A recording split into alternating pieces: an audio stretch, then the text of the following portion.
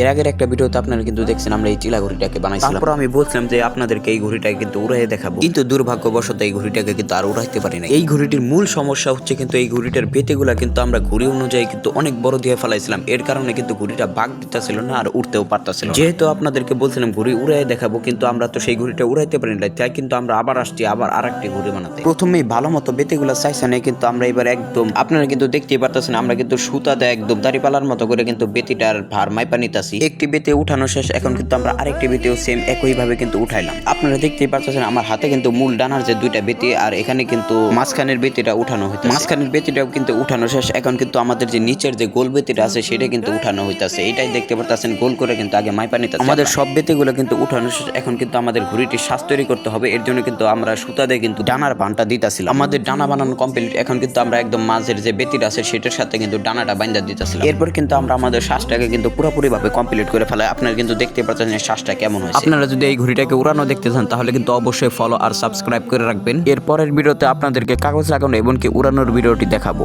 ইনশাআল্লাহ।